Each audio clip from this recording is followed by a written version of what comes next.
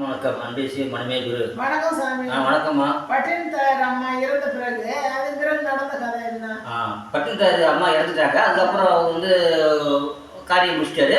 முடிச்சுட்டு அதுக்கப்புறம் சரி ஒரு மத்திய பிரதேச உஜ்ஜயினி போயிடுறாரு. உஜ்ஜயினிக்கு போயிட்டு யாருமே இல்லை. அவர் அந்த நாட்டில் இருக்கக்கூடாதுன்னு சொல்லிட்டு அவர் அங்கே போயிட்டார்.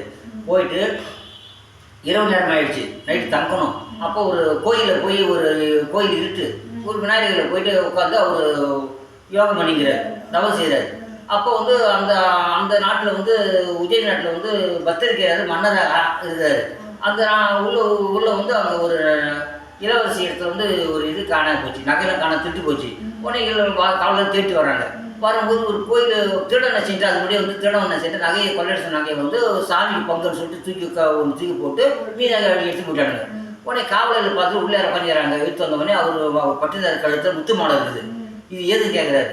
அவர் வந்து அவர் யோகா நினைக்கிறாரு. அவரால் இது எனக்கு தெரியாது ஏன்னாரு.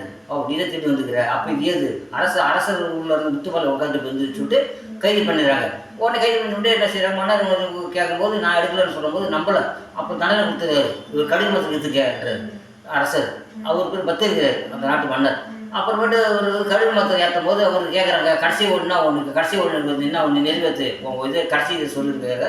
அவர் சொல்கிறாரு, இந்த பேரில் இந்த தப்பு செய்யலை, போன பேரில் செய்ய தப்பு இந்த பேரில் வந்து மூண்டுடுச்சு சொல்கிறார். அப்போ ஒரு மனிதன் வந்து தண்டனை கொடுக்க முடியாது, கடவுள் தான் தண்டனை கொடுக்கணும் போது சொல்லியிருக்கும்போது கழுகு மரம் பற்றி எரிஞ்சு போச்சு.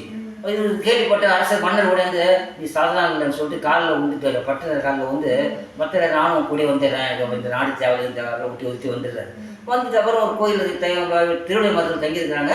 தங்கியிருக்கும்போது ஒரு நாயை வளர்க்குறாங்க. நாயை வளர்த்து அது ஒரு நாய் சிவன் வந்து வராது.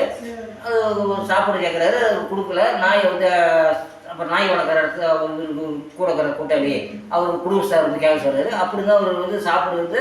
அவர் நான் குடும்பம் பட்டிதார் சொன்னார்ன்னு சொல்லிட்டு நாயை அடிச்சிடுறாரு.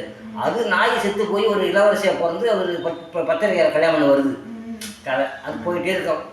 அதுக்கப்புறம் வந்து கதை போயிட்டு அப்புறம் பத்திரிகையில் வந்து திருவிடை மருத்துவத்தில் ஒரு முத்தி கிடச்சி போச்சு இவருக்கு. அதுக்கப்புறம் பட்டிதார் வந்து திருவூற்றில் போயிட்டு அவர் கண்டம் கரையிடலாம், கண்கொண்டு இடலாம், தொண்டருக்கெல்லாம் திக்கு நுணிக்கணும்னு சொல்லிட்டு அவர் சென்னையில் வந்து போயிட்டு அப்படியே அவர் அங்கே ஒரு முத்தி அடிச்சார். அது கடவுளை மாற்றிச்சாங்க. ஆப்ஷன் நன்றி செய்யணும். பாகத்தில் இல்லாமல் சப்ஸ்கிரைப் பண்ணுங்கள், ஷேர் பண்ணி லைக் பண்ணுங்கள். வணக்கம்.